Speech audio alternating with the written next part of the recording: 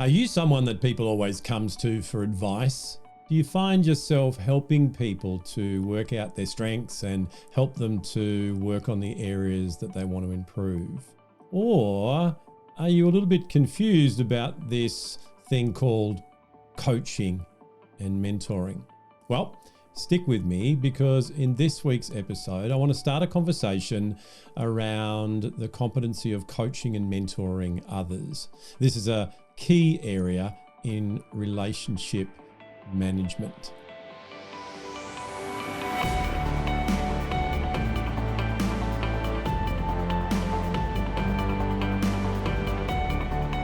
Hi, this is Grant Herbert, Emotional Intelligence Speaker and Trainer of the Year and Master Coach Trainer. And today I want to continue our conversation by helping you to understand the power of coaching. Now, you may or may not know what coaching is. You may have an idea of what you think it is, and you may have been exposed to it in some way. So as we start this conversation off for this month, what I want to do is make sure that we firstly set a foundation, a benchmark of understanding around what coaching is and what it isn't. You've heard the term thrown around a lot, and in fact, there are so many coaches out there, whether they be coaches that work internally in an organization or those that are running their own practice, or people that in their job role do some coaching. It's a word that's used a lot. Unfortunately, with a lot of things, there's a misunderstanding based on differences in the way that people use a term. So what I want to do is just get a point of agreement here. I'm not looking to say this is it. I'm looking to say this is how I come across and this is how I think of it. And that way you'll understand where I'm coming from as I take you through this month. By the way, coaching is something that I do. However, it's not who I am. So even the term coach can be misunderstood sometimes. So we take the two terms, coaching on one hand, mentoring on the other. Sometimes people will use one or both of those. So for me, a mentor is someone that tells you things, shows you how to do things. Whereas a coach takes you on a journey of self-discovery and then helps you to come up with answers to what it is that you're wanting to do moving forward. So if we look at it in that framework, it'll help us to have a benchmark, as I said, to understand as we go through. And indeed, a coach asks a lot of questions and a mentor tells you a lot of things. But what I want to do is show you how to use coaching and mentoring together so that we get a holistic approach to helping people grow. So as we open this conversation this month, what I want to do is just unpack 5 key principles for us to understand. And then as we move on next week, we'll unpack each of these so that we can go deeper. Having an understanding of these principles will help you to be able to utilize the power of coaching. Let's go. Number 1 is to wear different hats. I've already talked about coaching and mentoring, and I've talked about the terms being used, and my goal is to be able to make them work together. So what I'm talking about with wearing different hats is that when we go in wearing one hat, i.e. I'm going into a situation here and I'm going to coach someone, and that's our intent, what I find is that the results are less than they could be. So remember I said that a coach is about asking questions and about drawing out of you what it is that you need to be aware of so that they can then perhaps help you to move through it. And sometimes that needs some mentoring. So for me, I look at the work that I do with executives all around the world. I coach and I mentor. And I don't go in with one or other hat on, I take them both. Sometimes there are things that I can help them uncover, and then I can add more value to based on my own experience. And for me, and we'll go into this more in future weeks, it's all about having a coaching conversation where there's permission to do that. So I might say, hey, I have been through a similar situation in my career. Can I help you to understand what I did to overcome that? So in that, I'm wearing two hats. Whenever I go into a training room, if I'm developing a team, I get their permission at the start to wear two hats. As a trainer, I'm giving them information. I'm teaching what they need to know. And then I reserve the right to put on my coach's hat, that when there are mindsets and behaviors that are popping up in the room by individually or by the whole group, I can help them to overcome that using the skills of a coach. So what I'm trying to get across to you here is wear different hats. Let's not get too wrapped up in what we call ourselves, but let's make sure that we understand that there's a time for both. Number 2 is master the fundamentals. Next week, we'll have a look at the fundamentals of coaching, and there are some specific skills that we need to master. So whether we're coaching or mentoring, we're able to give the best to the person that we're working with. Those key skills are the ones that we want to make sure that we invest the most energy into. And we do it in a way that says, I'm not master yet, so I'll keep learning incrementally as I go along. Just like any other skill in social and emotional intelligence, it's about being aware of where you are and then incrementally moving forward and bolstering that competency.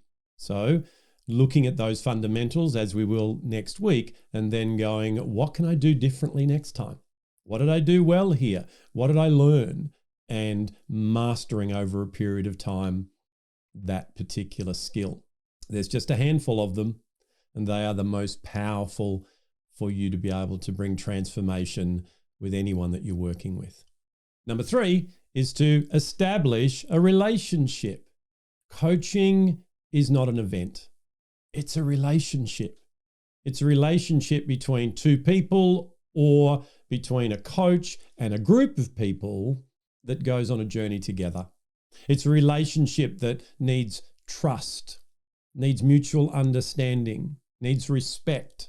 It needs support. It needs accountability. It's a relationship where you are walking alongside somebody and you are helping them to go from where they are now to where they want to go. So it's vitally important that right up front, before we get into the do, we both work out who we need to be. And we establish a relationship that says it's okay to communicate this way. It's okay to have some disagreement and some conflict, and to make sure we know exactly what we're going to do should that arise. One of the things I love to do in a relationship as I'm developing with someone I'm working with is make sure that they understand and can trust me. Make sure that they understand that it's a judgment-free zone, that I'm not there to judge them, I'm there to help them, to understand that what they're talking to me about is confidential between them and myself. And by establishing that bond of trust, I've got a strong relationship where they can lean on me, where they can be confident that I'm there to serve and support them. So even though coaching is not being their friend, it's just like having a relationship with another person. It's built on trust and respect and empathy and being able to make a conscious effort to understand each other. Number 4 is to frame the conversation. Coaching is a conversation between a coach and a coachee. And there's many conversations, and down the track this month, I will take you through a framework to be able to do that. However, today I want us to understand that that's what it is. It's a series of conversations where things are uncovered, where there is awareness built, where there's understanding developed, where there's questioning and response, where there's feedback. So making sure that we understand that this is all about going on a journey together, we're going to get much different results. So by going on that journey and having a framework around the conversations that we have, it differentiates between just having that relationship and a friendship to a process that helps take someone from where they are to where they want to go. Frameworks are amazing. I love frameworks because it tells me and gives me a guideline of what I could do next when I want to take someone to where they want to go. So making sure that a framework is used in our conversations is vitally important as a coach. Number 5 is to celebrate the milestones. Coaching is all about incremental change. Coaching adds to training. Where training gives you what you need to do, coaching gives you an environment of support and accountability so that you can slowly, step by step, change the conditioning of your brain, change the habits, change what you think, and get a different result. Along the way on that journey, there's going to be ups and downs. There's going to be times where you win. Sometimes you're going to learn. However, they are all milestones. And because it's all about an incremental journey, what we want to do is concentrate on progress. When we're coaching with someone, they want to go from here to here, there's a gap. And a lot of times, unless we celebrate the small wins, they may feel that they're not seeing enough change. They're not seeing enough growth. If I'm working in an organization, this is really, really important for people to understand that it's not going to change overnight. The problems that they have developed over a number of years. So it's going to take change over a longer period of time. When we celebrate progress, not perfection, what we do is we allow the pleasure circuits in our brain to go, hey, that was good, let's do that again.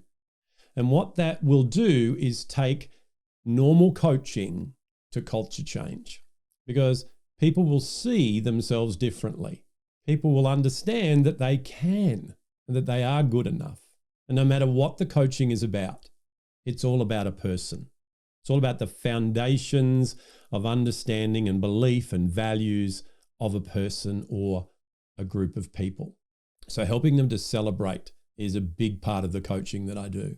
Because when someone gets that tick of evidence that says, hey, you achieved something, that can be all that's needed sometimes to elevate them to a new level of where it is that they want to go. So there you have 5 principles that I want to unpack this month. And we're going to go a little bit deeper because I really want you to understand the power of coaching. So remember, there's coaching, there's mentoring. It's not about working out which one. It's how do I combine those together? And I'm going to unpack that as we go through this month. I love the opportunity to work with other human beings, to coach them and to help them to change their life in every area. And I invite you that if you're listening or watching this month and you're going, hey, that's something that I'd like to do. I'd like to start coaching more in my organization. Or I'm in my own situation and my own practice. I'd like to step out and become a professional coach. Then reach out and I'd love to help you, because the world needs more coaches right now. And we need coaches that understand these fundamental principles. Well, that's it from me for another week. Join me again next week when we continue this conversation around coaching and mentoring others, where I unpack the fundamental coaching skills. I'll see you then.